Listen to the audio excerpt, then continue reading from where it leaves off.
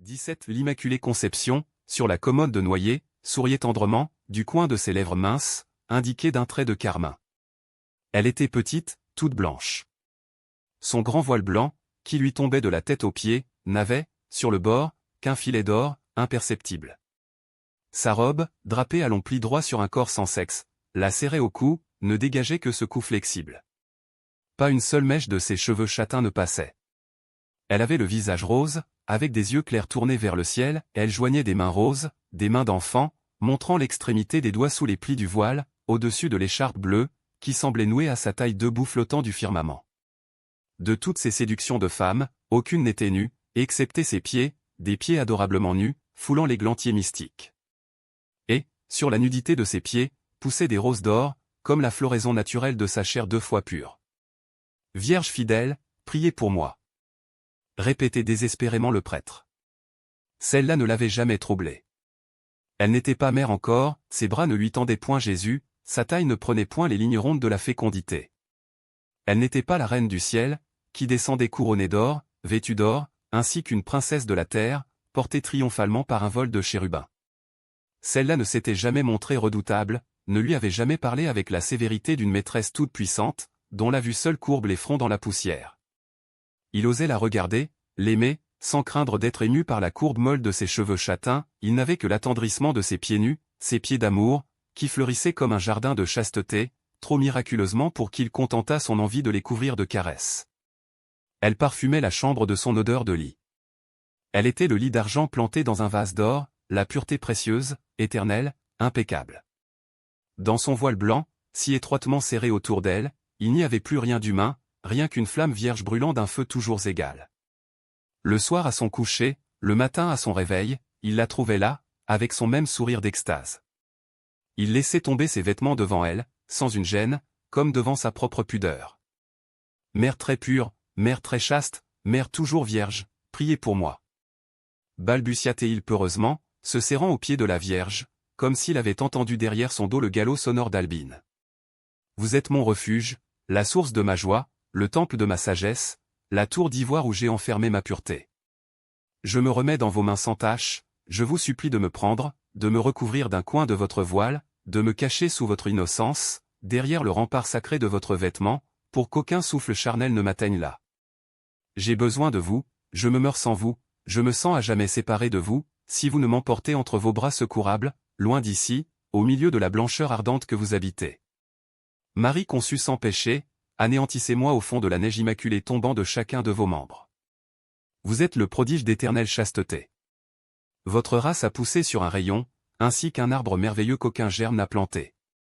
Votre fils Jésus est né du souffle de Dieu, vous-même êtes né sans que le ventre de votre mère fût souillé, et je veux croire que cette virginité remonte ainsi d'âge en âge, dans une ignorance sans fin de la chair. Oh! Vivre, grandir, en dehors de la honte des sens. Oh! Multiplier, enfanter, sans la nécessité abominable du sexe, sous la seule approche d'un baiser céleste. Cet appel désespéré, ce cri épuré de désir, avait rassuré le jeune prêtre. La Vierge, toute blanche, les yeux au ciel, semblait sourire plus doucement de ses minces lèvres roses. Il reprit d'une voix attendrie, « Je voudrais encore être enfant. Je voudrais n'être jamais qu'un enfant marchant à l'ombre de votre robe. J'étais tout petit, je joignais les mains pour dire le nom de Marie. Mon berceau était blanc, mon corps était blanc, toutes mes pensées étaient blanches. Je vous voyais distinctement, je vous entendais m'appeler, j'allais à vous dans un sourire, sur des roses effeuillées. Et rien d'autre, je ne sentais pas, je ne pensais pas, je vivais juste assez pour être une fleur à vos pieds. On ne devrait point grandir. Vous n'auriez autour de vous que des têtes blondes, un peuple d'enfants qui vous aimerait, les mains pures, les lèvres saines, les membres tendres, sans une souillure, comme au sortir d'un bain de lait. Sur la joue d'un enfant, on baise son âme. Seul un enfant peut dire votre nom sans le salir. Plus tard, la bouche se gâte, empoisonne les passions. Moi-même, qui vous aime tant, qui me suis donné à vous, je n'ose à toute heure vous appeler, ne voulant pas vous faire rencontrer avec mes impuretés d'homme. J'ai prié, j'ai corrigé ma chair, j'ai dormi sous votre garde, j'ai vécu chaste, et je pleure, en voyant aujourd'hui que je ne suis pas encore assez mort à ce monde pour être votre fiancé.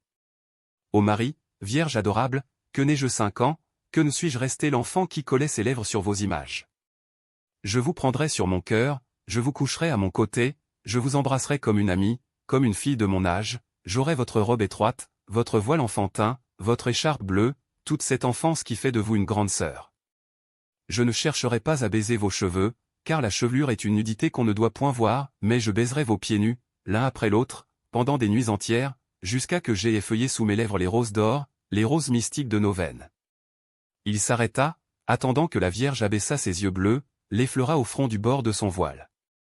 La Vierge restait enveloppée dans la mousseline jusqu'au cou, jusqu'aux ongles, jusqu'aux chevilles, tout entière au ciel, avec cet élancement du corps qui la rendait fluette, dégagée déjà de la terre. Eh bien, continua-t-il plus follement, faites que je redevienne enfant, Vierge bonne, Vierge puissante. Faites que j'aie 5 ans. Prenez mes sens, prenez ma virilité. Qu'un miracle emporte tout l'homme qui a grandi en moi. Vous régnez au ciel, rien ne vous est plus facile que de me foudroyer, que de sécher mes organes, de me laisser sans sexe, incapable du mal, si dépouillé de toute force, que je ne puisse même plus lever le petit doigt sans votre consentement. Je veux être candide, de cette candeur qui est la vôtre, que pas un frisson humain ne saurait troubler.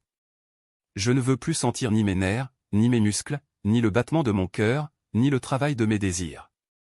Je veux être une chose, une pierre blanche à vos pieds, à laquelle vous ne laisserez qu'un parfum, une pierre qui ne bougera pas de l'endroit où vous l'aurez jetée, sans oreilles, sans yeux, satisfaite d'être sous votre talon, ne pouvant songer à des ordures avec les autres pierres du chemin. Oh! Alors quelle béatitude! J'atteindrai sans effort, du premier coup, à la perfection que je rêve. Je me proclamerai enfin votre véritable prêtre. Je serai ce que mes études, mes prières, mes 5 années de lente initiation n'ont pu faire de moi. Oui, je nie la vie, je dis que la mort de l'espèce est préférable à l'abomination continue qui la propage. La faute souille tout. C'est une puanteur universelle gâtant l'amour, empoisonnant la chambre des époux, le berceau des nouveau-nés, et jusqu'aux fleurs pâmées sous le soleil, et jusqu'aux arbres laissant éclater leurs bourgeons. La terre baigne dans cette impureté dont les moindres gouttes jaillissent en végétation honteuse. Mais pour que je sois parfait, ô reine des anges, reine des vierges, écoutez mon cri, exaucez-le. Faites que je sois un de ces anges qui n'ont que 2 grandes ailes derrière les joues, je n'aurai plus de tronc, plus de membres, je volerai à vous, si vous m'appelez, je ne serai plus qu'une bouche qui dira vos louanges, qu'une paire d'ailes sans tache qui bercera vos voyages dans les cieux. Oh! La mort, Vierge vénérable, donnez-moi la mort de tout. Je vous aimerai dans la mort de mon corps, dans la mort de ce qui vit et de ce qui se multiplie. Je consommerai avec vous l'unique mariage dont veuille mon cœur. J'irai plus haut, toujours plus haut, jusqu'à ce que j'aie atteint le brasier où vous resplendissez.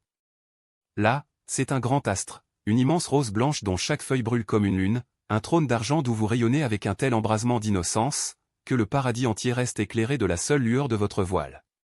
Tout ce qu'il y a de blanc, les aurores, la neige des sommets inaccessibles, les lits à peine éclos, l'eau des sources ignorées, le lait des plantes respectées du soleil, les sourires des vierges, les âmes des enfants morts au berceau, pleuvent sur vos pieds blancs. Alors, je monterai à vos lèvres, ainsi qu'une flamme subtile, j'entrerai en vous, par votre bouche entr'ouverte, et les noces s'accompliront, pendant que les archanges tressailleront de notre allégresse. Être vierge, s'aimer vierge, garder au milieu des baisers les plus doux sa blancheur vierge. Avoir tout l'amour, coucher sur des ailes de cygne, dans une nuée de pureté, au bras d'une maîtresse de lumière dont les caresses sont des jouissances d'âme. Perfection, rêve surhumain, désir dont mes os craquent, délices qui me mettent au ciel. Ô Marie, vase d'élection, châtrez en moi l'humanité, faites-moi eunuque parmi les hommes, afin de me livrer sans peur le trésor de votre virginité. Et l'abbé Mouret, claquant des dents, terrassé par la fièvre, s'évanouit sur le carreau.